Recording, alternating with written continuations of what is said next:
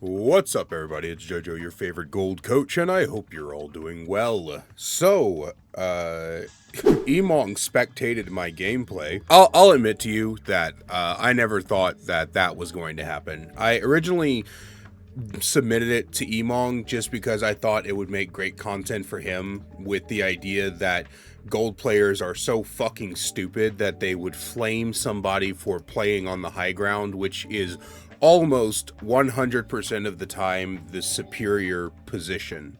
But watching Emong's video really was one of the most humbling experiences that I needed in this game. First off, I want to tell you guys, there's a reason that I call myself the gold coach. And it's because in 2017 to 2019, I used to coach this game. I never really cared about my rank back in the day. The reason I say your favorite gold coach is because when I started making content on this channel, I was gold and I used to be a coach. That's all there is to it. So no matter what rank that I get, like right now I'm diamond in DPS.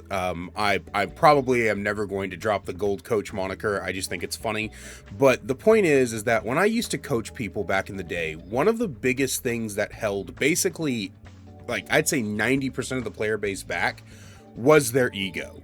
Because there was a lot of times where the person I was coaching knew their stuff. They knew what they were talking about. They knew how to play the game, but their ego always stopped them from applying that logic.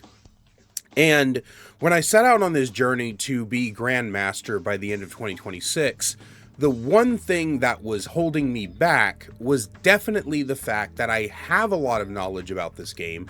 I know how this game works. I know how it's supposed to be played. And yet I just, for whatever reason, couldn't apply the logic. I couldn't apply the knowledge that I had, and it took Emongg watching and spectating my video to kind of wake me up to that reality. This is not a reaction to Emongg spectating. I already have watched it. I couldn't give you a genuine reaction, but I'm going to leave his video linked in the description so you can go watch it for sure. And I'll also leave the original video that I made on the game, so you can see the match chat and all of that if you want to do that. But what I really wanted to talk about was going into submitting that game. I knew for a fact that if my team had played with me on the high ground on the first point on Route 66, we probably would have won that match.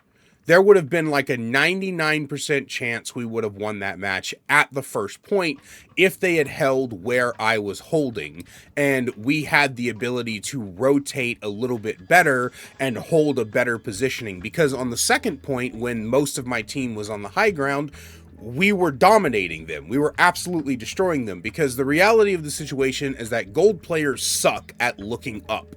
They suck at looking up and doing what needs to be done. And even in the higher ranks, high ground is still very, very good, because it is harder to look up and aim than it is to look down and aim. This is just science. Why this is science, I genuinely have no clue. I don't know the science behind it. I just know that is science, right? It's over Anakin. I have the high ground is unfortunately more than just a meme. It is literal facts that it is easier to look down and aim than look up and aim. And so one of the biggest things about playing in the right position is that when you're in something like gold, your team isn't always going to do that. And Emongg pointed it out pretty fairly. You need to play with the pace of your team. When I was learning Overwatch, one of the first fundamental things that I learned was that the tank controls the game. Of course, back then, there was supposed to be two tanks, but the main tank controlled the game, right? The Rhine, the Winston, these were the spearheads of the engagements. It was one of the reasons that I mained them, because they were the ones that led the charge, so to speak. They decided what the team engaged, or when the team engaged, they decided who the team engaged on. They decided, a lot of times, either them or the main support was the shot caller. The tank is who you're supposed to play around, right? If your tank is going in, you're going in. If your tank is standing back, you're standing back. If your tank is standing on high ground, you're standing on high ground. If they're standing on low ground, you should probably still stand on high ground, but stand close to where they're at. The thing is that I let that knowledge run my idea of how to play tank for so long that when it came down to it, I was not doing what was best for my team. Someone left a comment in reply to my comment on Emong's video where they were like, well, you know, other people can also play around you. You don't always have to play around other people. And I said, yes, but I can't control what my team does. And this has always been one of the number one things that I used to teach my clients.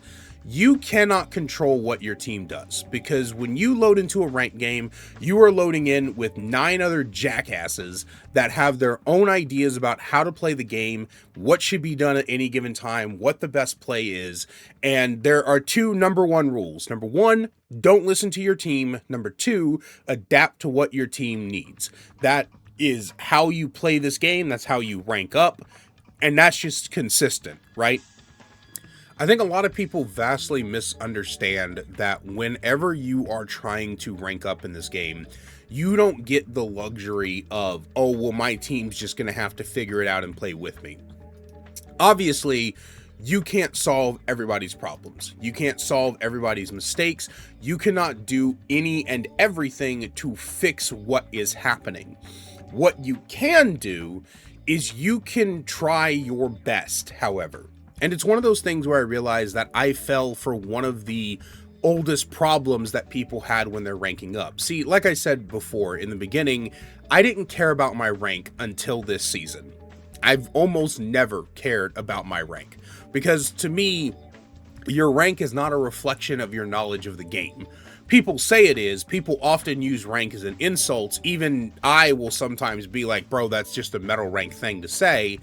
But what you're saying reflects your knowledge of the game, right? And what you're saying might reflect your rank or might reflect your mentality, but your rank doesn't necessarily reflect your knowledge of the game. Your rank affects how you apply your knowledge of the game. How do you apply what's happening and what's going on, and what do you do in those situations? Because you can know all day long that you shouldn't be doing what you're doing. But if you keep doing what you're doing, you're going to stay a low rank, or you're going to stay hard stuck where you're at, right? Whenever I used to play back in the day with my duo, a lot of times we would go to do something and I'd be like, this is stupid. We shouldn't be doing this. We should be playing here instead. We should be picking these heroes instead. We should be making this plan instead. But it didn't matter, because I was just having fun with my best friend at the time. It is what it is. And so caring about my rank nowadays, I now have a lot of bad habits that I have to break. The reason that I've grown so fast, right? The reason I went from silver 1 to diamond in a week and a half on DPS is because of the fact that I have started to care, is because of the fact that I have taken a personal accountability. So to sit there and submit a game to Emongg where I don't take personal accountability, where I was like, bro, Emongg, you're a top 500. Can you believe these stupid people? And then watch as I make mistake after mistake after mistake, and watch as Emongg points out several mistakes that I didn't even notice. That shit was humbling as hell, man. It was crazy. Like, I can't believe how bad I let my ego consume me, even if it was for just that one game, which I'm sure it's not, right?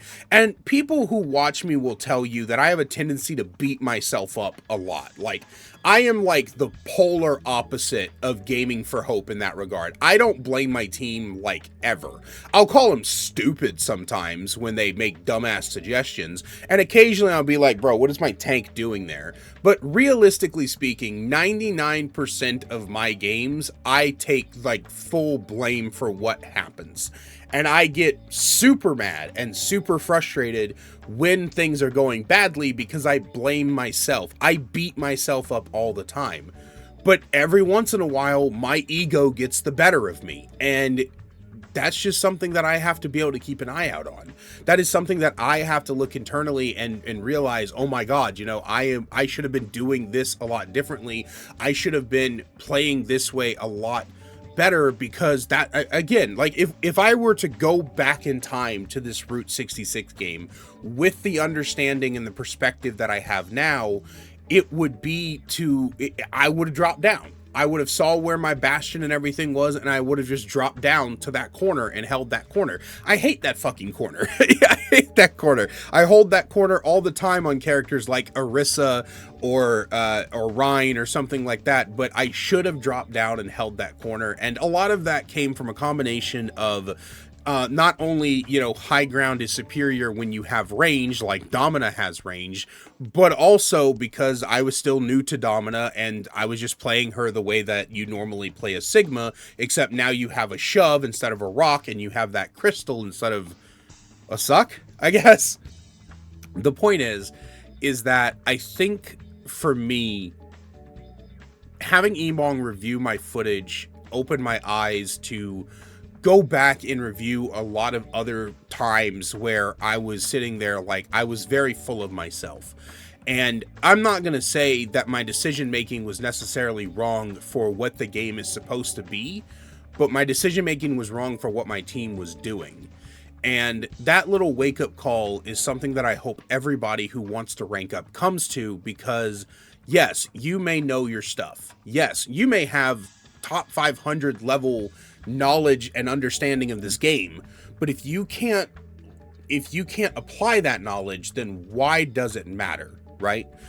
Spylo has this great video on practicing your mechanics, and in it he kind of lines this out perfectly, where he says that the argument about game sense versus mechanics doesn't matter, because if you don't have the mechanics to back the game sense up, then the game sense is irrelevant. And he's right.